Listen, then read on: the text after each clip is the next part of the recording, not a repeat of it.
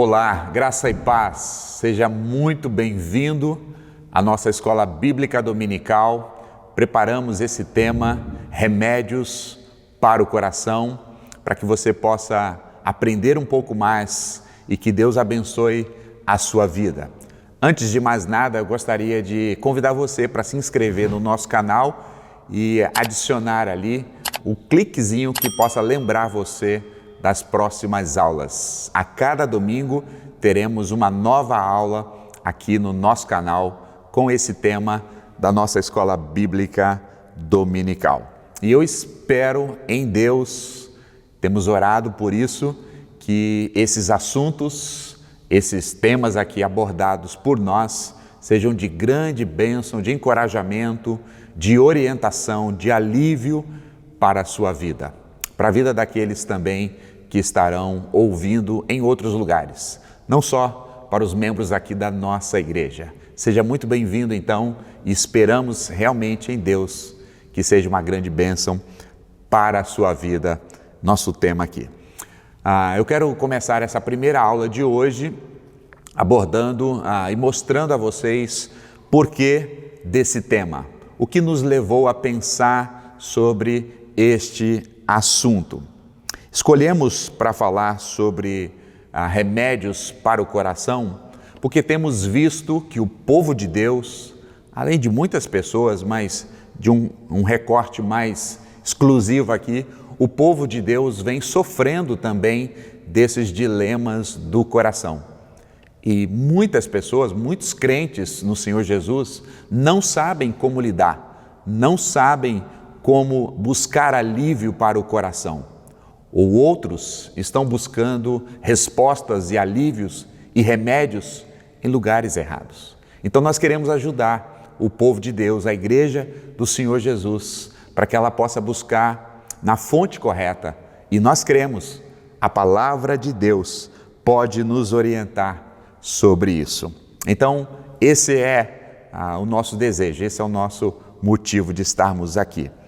Primeiramente, por que desse tema? Respondendo essa pergunta que eu havia proposto, nós entendemos que estamos propondo esse tema, pois tem crescido dentro da Igreja de Cristo um número razoável de pessoas sofrendo de ansiedade, depressão, ira, angústia, medo, luto e amarguras e outras mais enfermidades do coração. Se você que me ouve, talvez você agora mesmo tenha enfrentado esses dilemas, você tem passado por essas enfermidades. Talvez você não, talvez você está vivendo um tempo de tranquilidade agora, mas é quase certo que você conhece alguém, seja um irmão da igreja, seja alguém da sua família, um amigo que está sofrendo desses dilemas, está passando por essas questões agora. E você pode ser um instrumento de Deus para abençoar, para orientar, para ser a luz na vida dessas pessoas, alívio para essas pessoas que estão sofrendo e passando por todas essas dificuldades. E ainda, nós acreditamos que por causa da pandemia, do coronavírus, desse tempo difícil que estamos vivendo como nação, na verdade, o mundo inteiro está sofrendo com essa pandemia do Covid-19, isso tem agravado as crises do coração. Pessoas estão com seus corações turbulentos, vivendo momentos de descontrole das emoções. Então, o motivo de darmos essas classes aqui, essas aulas, é ajudar a você, para que você possa receber alívio, mas também para ajudar você, para que você possa ajudar a outros, para que você possa ser bênção na vida de outras pessoas também. Mas em segundo lugar, nós escolhemos esse tema e as palavras foram bem escolhidas aqui, remédios. Nós usamos essa palavra remédio porque aqui no Brasil a nossa geração tem sido conhecida como a geração dos remédios. Pessoas estão tomando, usando medicação de maneira muito contínua e muitas vezes de maneira até desproporcional, de maneira até equivocada. Nós poderíamos usar outros sinônimos para a palavra remédio aqui, poderíamos usar como alívio, esperança para o coração, ou até mesmo cura para o coração, mas de maneira proposital, a gente escolheu esse tema remédio, para que isso então possa chamar a sua atenção. É bem sabido que muitas pessoas estão idolatrando a medicação. Em alguns contextos, o remédio ou a medicação já se tornou o tudo.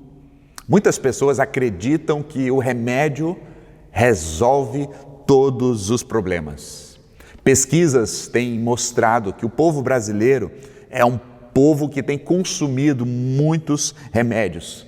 Não somos apenas campeões em algumas modalidades de esportes, mas também estamos no topo do uso de medicação.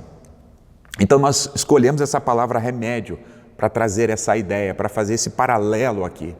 E lamentavelmente, isso também tem sido verdade dentro da igreja do Senhor Jesus. Então as pessoas também estão se medicando de maneira descontrolada, se medicando de maneira muitas vezes equivocadas. E nós queremos propor então um remédio, mas nós temos uma outra fórmula, um outro remédio para oferecer a vocês aqui. Em alguns contextos ainda, as pessoas têm achado que a medicação resolve todas as coisas. Por exemplo, pessoas que estão com problemas de ira.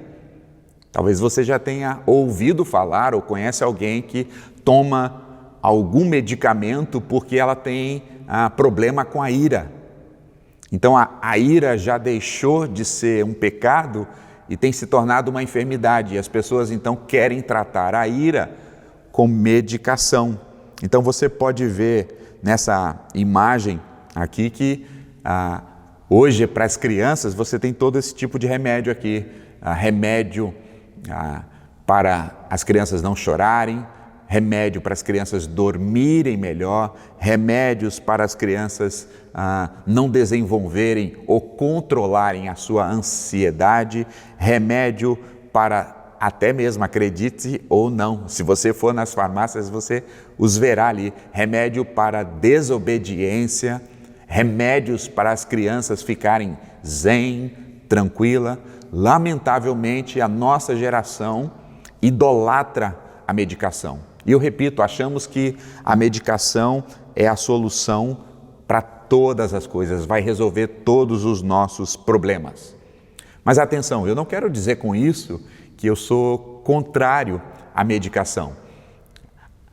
Tantos remédios que têm ajudado em tratamento complexos, em questões complexas de saúde, que tem sido uma bênção para a humanidade. Eu acredito que Deus, na sua graça comum, tem levantado pessoas que, com essa medicina, têm melhorado a vida das pessoas. Eu não sou totalmente contra a medicação. O meu problema e o levantamento que eu estou trazendo aqui é acharmos que o remédio, a medicação, resolve todos os nossos problemas e que todos os nossos dilemas são resolvidos por meio de uma medicação. Nisso eu não acredito e nisso eu acho um exagero, isso eu acho uma idolatria. Os remédios se tornaram deuses, ídolos, nesta cultura de pecado, nessa cultura de descontrole de uma geração complexa. Por isso que então nós colocamos o nome remédio, porque nós acreditamos que há um outro remédio. Pode parecer paradoxal aqui. O remédio é o Evangelho e ele é um poderoso remédio. Ele pode trazer alívio, mas sobretudo ele traz a cura para o nosso coração.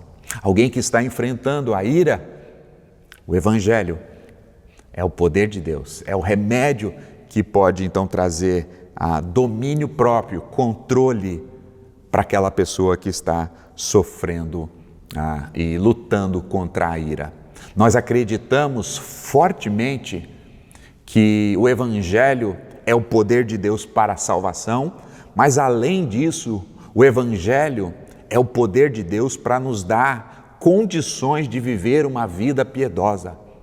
E para vivermos uma vida que agrada a Deus, que glorifica a Deus, precisamos cuidar do nosso coração. E aí o Evangelho faz todo o efeito, é eficaz, é poderoso para nos aliviar, para nos curar. Por fim, o porquê dessa série, porquê desse nome, nós usamos também a palavra coração, poderíamos usar uma outra palavra, talvez a alma, o espírito ou algo desse tipo, mas usamos a palavra aqui coração porque nós queremos trazer um ensino, nós queremos mostrar o que a Escritura vai nos ensinar sobre o coração.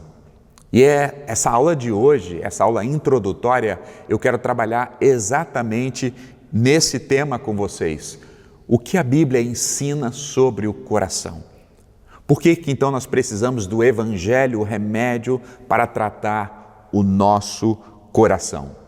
Então, pensando no coração, nós queremos então, partir de aí então, lembrar a você que há esperança para o nosso coração enfermo, para o nosso coração adoentado, e o Evangelho é a resposta disso. Por isso usamos de maneira bem proposital essa palavra coração. Então a Bíblia fala muito sobre coração. São mais de 700 textos em diferentes contextos, de diferentes maneiras, falando sobre a questão do coração. Então vamos definir o que é coração. Mas antes de definir, deixa eu dizer o que não significa coração segundo a Sagrada Escritura. Primeiro, quando a Sagrada Escritura, a Bíblia, a Palavra de Deus está falando sobre coração, não se refere a esse músculo que nós temos aqui no nosso peito, que está bombando o nosso sangue. Não. A Bíblia, quando fala de coração, está falando de uma outra coisa, não desse músculo que nós temos aqui. O que a Bíblia também não quer dizer quando está se referindo ao coração, não significa ou representa que o nosso coração é o centro das nossas emoções. Ele faz parte. Mas nós vivemos numa cultura onde as pessoas entendem, talvez por causa da influência romântica, que tudo relacionado ao coração está ligado às emoções. Talvez pela influência dos filmes, das músicas, da poesia, da arte e etc. Achamos então que coração é apenas um lugar onde se concentra as nossas emoções. Não, a Bíblia amplia muito mais do que isso. A Bíblia ensina. Eu repito aqui, as nossas emoções também estão concentradas no nosso coração, mas isso extrapola, vai além de tudo isso. Então a gente deve aprender e olhar para a Escritura, aprendendo um pouco mais sobre coração. Já que nós vamos tratar do nosso coração, já que nós vamos cuidar do nosso coração, que nós vamos medicar o nosso coração, então é muito importante a gente entender o que a Escritura está falando sobre coração. E aí eu trouxe uma definição aqui que eu achei muito boa, o que é coração nessa perspectiva bíblica. Veja comigo. O coração é o centro de controle do ser humano, a parte mais profunda de quem o homem é. Coração é a melhor palavra para descrever o homem interior.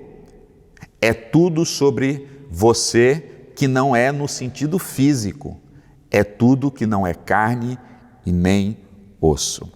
Excelente definição aí, o que é o coração. Portanto, o coração é o nosso homem interior, aquilo que está dentro de nós, aquilo que não é visível aos nossos olhos, que não é material, que não é nem carne e nem osso, mas é algo que está dentro de nós, é o nosso interior. A Bíblia chama de homem interior. Essa é uma definição.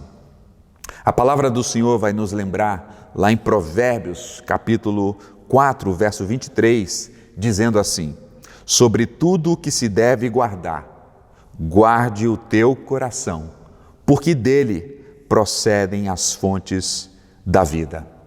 Sobre tudo, a ideia aqui que sobre tudo que a gente deve guardar é que a nossa atenção, o nosso foco, nossa prioridade deve estar ou deve ser o nosso coração, porque do nosso coração procede, emana tudo da vida, tudo sai daqui. Nosso coração, então, é um centro de controle. Por isso que nós devemos dar atenção a ele, por isso que nós devemos, como diz o texto sagrado, guardar o nosso coração, esse homem interior. A nossa verdadeira identidade não é o exterior, não é o nosso físico.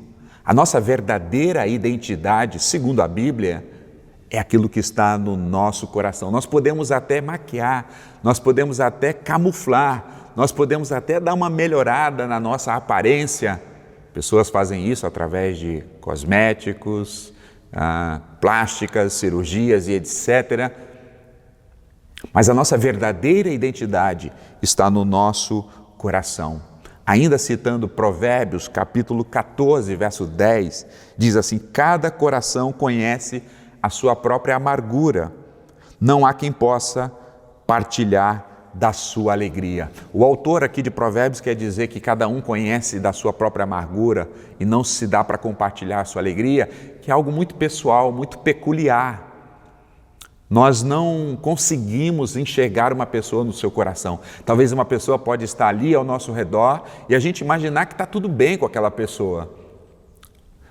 Às vezes a gente até pergunta: e aí, está tudo bem? As pessoas dizem: está tudo bem, mas no seu coração aquilo está oculto a nós. Nós não sabemos o que passa no coração, então é algo muito individual, algo muito peculiar, algo muito íntimo. E eu repito, nós muitas vezes maquiamos isso, mas às vezes estamos com o nosso coração adoecido.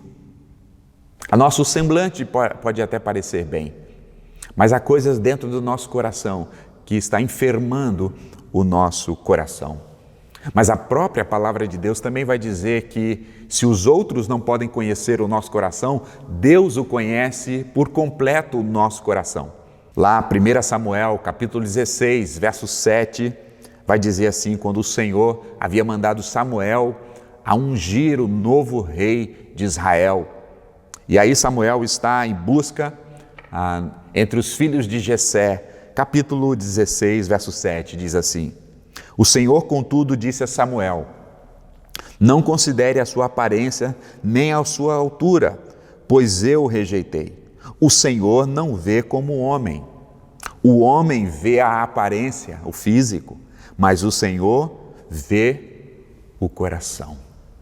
O Senhor não olha para a aparência, o Senhor conhece o nosso coração. Por isso que Ele e a sua palavra são remédios para curar aquilo que está mais profundo do nosso ser interior. Davi foi chamado de um homem segundo o coração de Deus, não pelas suas aparências, não pela sua parte exterior, mas porque Davi era um homem quebrantado, um homem de espírito quebrantado, um homem de temor, um homem que buscava agradar o seu Deus em piedade e vida. Por isso Deus, ao olhar ao seu coração, diz: Davi é um homem segundo o coração de Deus. Portanto, até aqui nós já vimos algumas verdades. Primeiro é que o coração é central na nossa vida, ele nos dirige. Também vimos que ele é o nosso interior, nós somos formados, vou usar assim uma linguagem para você entender, por dois, o homem externo e o homem interno, o interior, que é o nosso coração, o exterior é o nosso físico, a nossa carne, nossos ossos, mas também vimos, além disso, que Deus conhece o nosso coração. O que está oculto aos homens não está oculto a Deus. Eu quero ampliar um pouquinho mais sobre isso e eu tenho aqui uma citação da Elise no livro Ídolos do Coração, um livro fantástico, um livro muito recomendado, um livro que vai tratar muito sobre essa idolatria que está presente no nosso coração. Elise diz assim, abre aspas: quando Jesus falou sobre o coração, estava falando sobre nosso interior. Quando a Bíblia faz referência ao coração, quer dizer as três principais operações do seu interior: sua mente, suas emoções, sentimentos, aqui no caso, e sua vontade.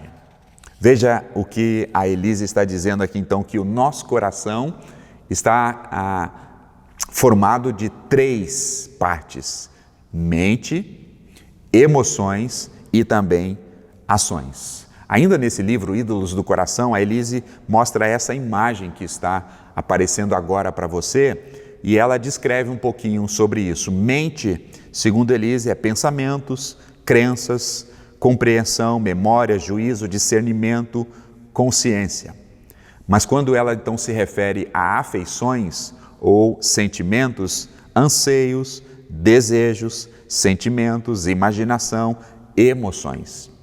Mas ainda diz Elise que há uma terceira parte, esse coração aqui que é subdividido nessas partes aqui, há a vontade, que é a escolha, e a escolha que determina a cada uma das nossas ações. Então Elise foi muito feliz aqui, mostrando para nós que o coração está contendo todas essas outras partes do nosso interior dentro dele.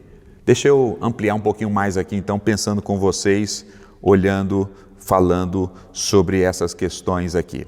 Quando a gente olha, por exemplo, para a mente, o termo coração refere-se ao seu intelecto também. Inclui os pensamentos, como vimos na imagem da Elise, suas crenças, sua consciência e seu discernimento. Vamos olhar para alguns textos da Palavra de Deus que mostra também, então, essa correlação entre coração e mente, fazendo disso uma coisa só. Romanos capítulo 1, verso 21 diz assim: porque tendo conhecido a Deus, não o glorificaram como Deus, nem lhe deram ou não lhe renderam graças, mas os seus pensamentos tornaram-se fúteis, seus corações insensatos e obscuros.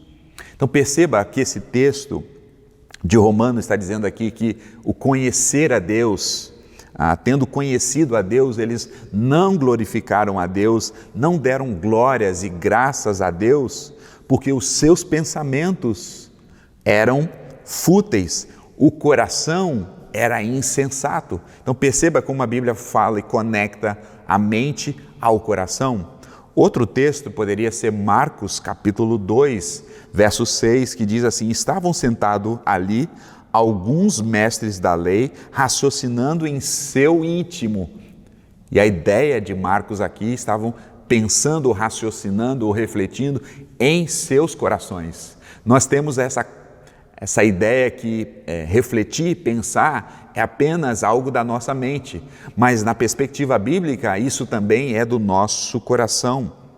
Ainda Lucas 24, verso 38 diz: por que vocês estão perturbados? E por que se levantam dúvidas no coração de vocês? Percebe então que a palavra coração na Bíblia está também para descrever outras coisas que nós atrelamos apenas à mente, como entender, duvidar, raciocinar, discernir, lembrar. Mas a Bíblia faz essa conexão mente-coração. Então, quando estamos falando do coração de maneira bíblica, também estamos falando da mente. Geralmente, diz ainda a Elise, que inferimos essas atividades, que eu acabei de citá-las, como algo externo ou algo privado, específico à mente. Mas isso também está extremamente conectado ao coração, porque dentro do coração está todas essas questões da mente, mas também das emoções. E as emoções aqui é o nosso próximo tópico que está dentro do nosso coração. As emoções é uma outra parte do nosso homem interior que está conectada ao nosso coração.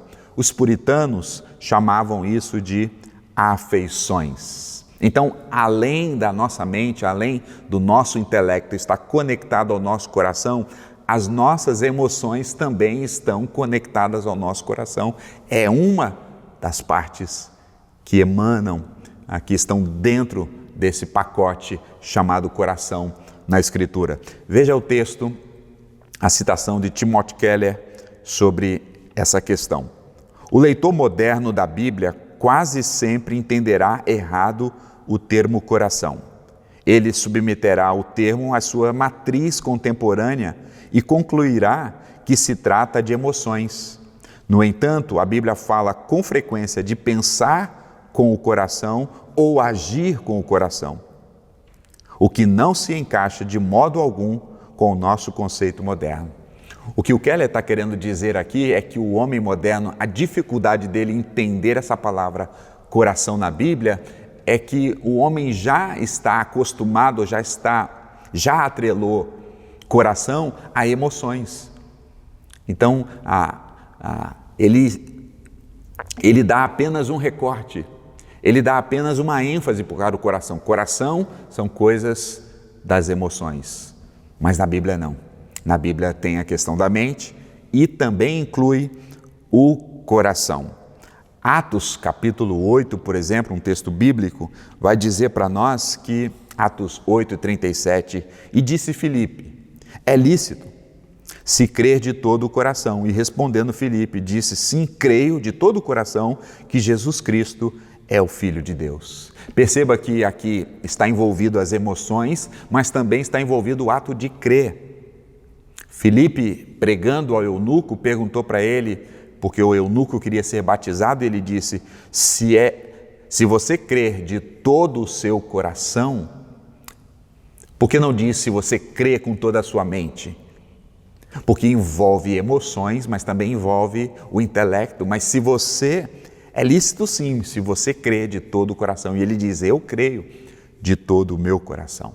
Romanos ainda, capítulo 10, o verso 10, diz assim, pois é com o coração que se crê para a justiça e com a boca que se confessa para a salvação. Perceba então que nós temos que crer com o coração.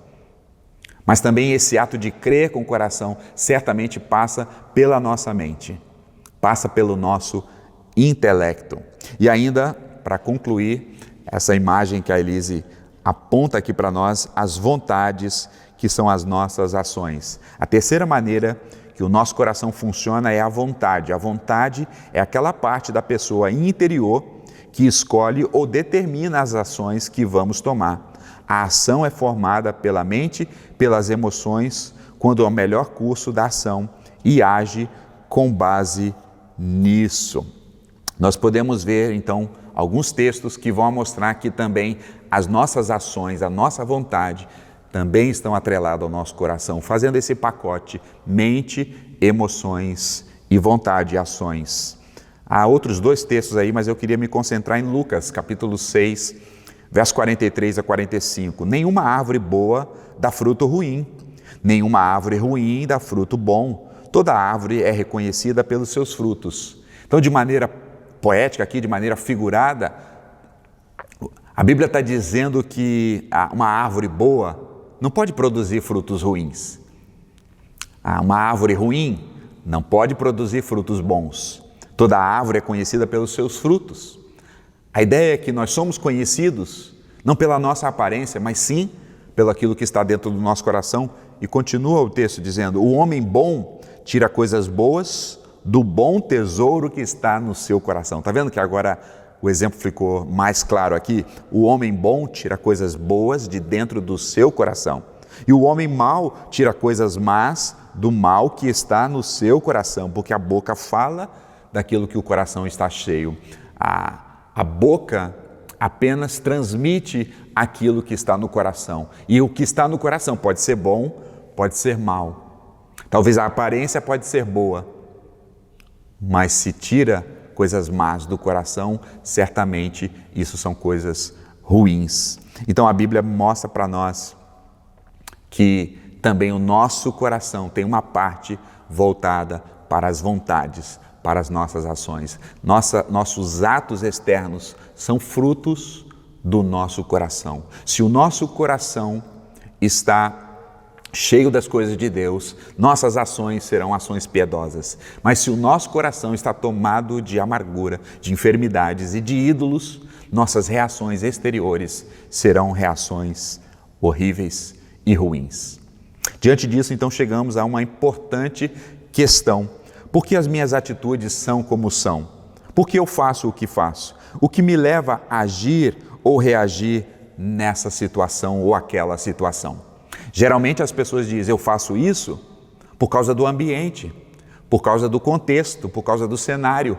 Eu reajo de maneira talvez ruim porque o ambiente é ruim. Não é isso que a Bíblia vai ensinar. Algumas outras pessoas vão dizer, eu faço o que faço e faço coisas equivocadas por causa de outros, por causa do pecado de outro. Foi isso a desculpa do nosso pai no jardim, por causa de outras pessoas. Eu sou assim por culpa dos meus pais, eu sou assim por culpa do meu cônjuge, eu sou assim por causa da minha família, por causa dos outros. Nós vamos colocando a culpa nos outros das nossas ações. Mas o texto que a gente viu vai dizer que as nossas ações, elas emanam primeiro no nosso coração. E elas são externalizadas porque é realmente aquilo que está dentro do nosso coração. Alguns vão dizer, eu faço isso, eu ajo assim, eu vivo assim, por causa talvez da minha genética. É claro que tudo isso pode influenciar e influencia, mas tudo isso não pode determinar. Porque as questões mais profundas estão dentro do nosso coração. E a pergunta é, o que está dentro do nosso coração? Os tesouros que estão do nosso coração são bons tesouros ou são maus? Então, muitas vezes nós reagimos de maneira irada, é porque o nosso coração está tomado pela ira. Muitas vezes nós agimos de maneira violenta e ríspida, é porque o nosso coração está tomado de violência e de coisas ríspidas. Muitas vezes nós somos ingratos, insatisfeitos e murmuramos, porque o nosso coração está cheio de ingratidão. Tantas vezes somos mesquinhos, gananciosos, é porque o nosso coração está tomado desses desejos. Eu gosto muito de um exemplo do professor Paulo Santana, que ele diz que ele usa um exemplo de um copo, e eu coloquei aqui essa imagem para vocês. Se você pegar um copo e sacudir esse copo e mexer nesse copo para cima e para baixo, certamente algo vai ser derramado. E a pergunta é, o que está dentro daquele copo? Então, quando o nosso coração é sacudido, mexido, o que está dentro do copo, o que está dentro do nosso coração vai fluir, vai ser derramado. Então, muitas vezes, as situações mexem no nosso coração e o que sai, ira, violência, pecados, porque o nosso coração ainda está enfermo. Veja essa citação ainda de Timothy Keller. Seja o que for que capture a confiança e o amor do nosso coração, isso controlará também os sentimentos e o comportamento.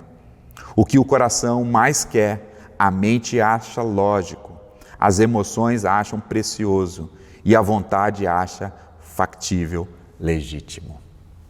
Brilhante essa citação do Keller aqui. Você percebeu?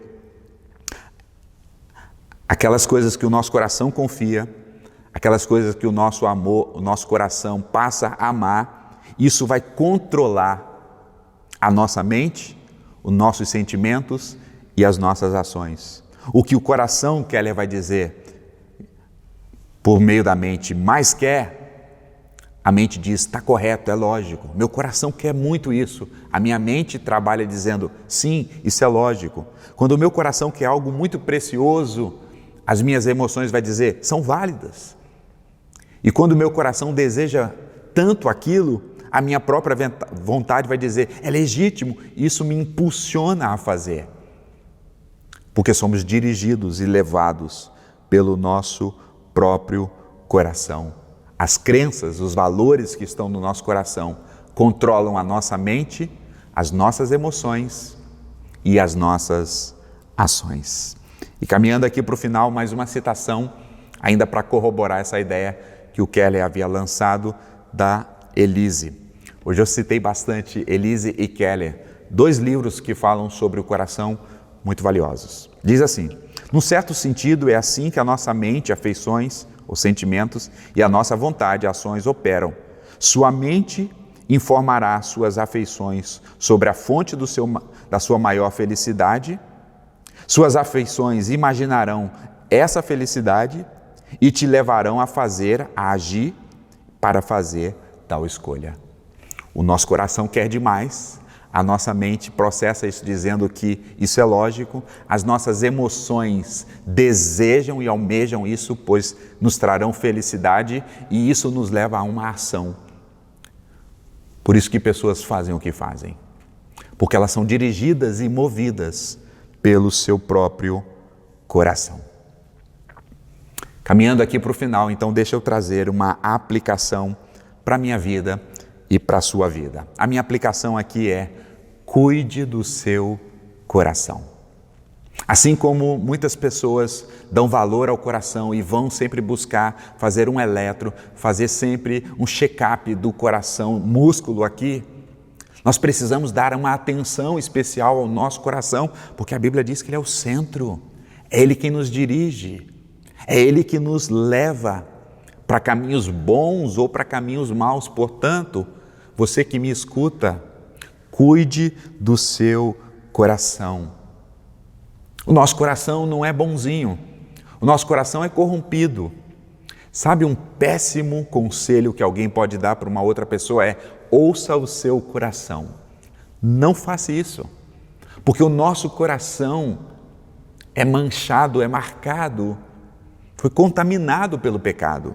Jeremias capítulo 17, verso 9 vai dizer: enganoso é o coração mais do que todas as coisas e perverso, quem o conhecerá?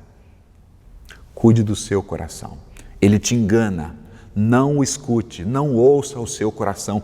Ouça a palavra de Deus, ouça a voz de Deus, ouça o Espírito de Deus. Cuide do seu coração. Eu vejo tantas pessoas na igreja cuidando do seu físico, cuidando da sua imagem, e isso é muito bom. Mas ainda não vejo tantas pessoas cuidando do seu coração. Não tem dado o devido cuidado ao coração. Por isso que são pessoas levadas, pessoas que caem em pecados e vão para caminhos que levam à morte, porque elas não estão dando atenção ao seu coração, estão deixando o seu coração desprovido, não estão medicando o seu coração. E nós podemos ver lá em Provérbios, o texto que eu citei, 4:23, sobre tudo que deve guardar, guarde o seu coração. Qual é o remédio para você cuidar do seu coração? Assim como uma pessoa que tem alguma enfermidade que precisa ser medicada pelo resto da sua vida, nós somos assim, nós precisamos do remédio do Evangelho para nos medicar, para nos cuidar, para trazer alívio, mas também para trazer cura ao nosso coração.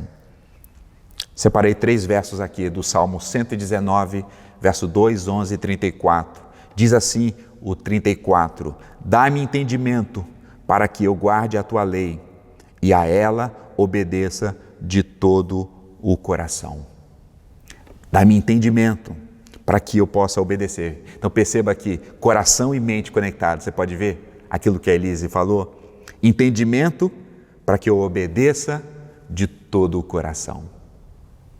Então, o remédio que é o Evangelho é que o Evangelho tome a nossa mente, que o Evangelho domine a nossa mente.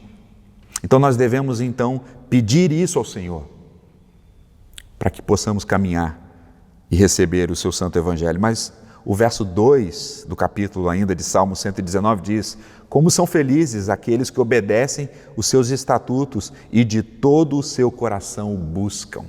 Perceba a conexão aqui com o coração agora com as emoções. Felizes são as pessoas que buscam de todo o coração a palavra de Deus, o Evangelho do nosso Senhor Jesus Cristo. E por fim, Salmo 19, 11, conhecido, né? Guardei no coração a tua palavra para não pecar contra ti. Perceba aqui agora as ações, então, a vontade. Quando o Evangelho, a palavra de Deus está no nosso coração, ela é guardada no nosso coração, isso evita a que caiamos em ações de tropeço, de pecado. Aqui no Salmo 119 a gente vai ver essa conexão mente, emoções e ações. Que Deus te ajude, que Deus nos ajude, a mim e a você, que possamos receber doses a cada dia desse poderoso remédio que é o Evangelho, que possamos dar a atenção devida ao nosso coração, que não sejamos imprudentes, que não sejamos desleixados, largando o nosso coração à torta e à direita, ao léu, mas que possamos investir no nosso coração, assim como investimos na nossa aparência, assim como investimos nas coisas que a gente pode ver, vamos investir no nosso coração, porque tudo procede dali. E se o nosso coração estiver tomado pelo Evangelho, vamos andar por caminhos que glorifiquem a Deus. Esse é o remédio, o santo Evangelho do nosso Senhor Jesus. Eu termino dizendo aqui que nós gravamos uma aula especial, um bônus, na verdade, para você, e você pode ter acesso na descrição depois desse vídeo, o que é o Evangelho. Nós vamos falar muito sobre o Evangelho, mas talvez você ainda não tenha percepção, talvez você ainda não ouviu o que é a mensagem do Evangelho. Então você pode clicar na descrição desse vídeo aqui abaixo e você vai ter uma aula, alguns minutos, tentando explicar para você o que é este Evangelho que nós estamos propondo como o remédio para alívio e para a cura do seu coração. Que Deus te abençoe. Eu espero vê-lo na próxima aula. Que Deus a todos nós nos abençoe. Amém.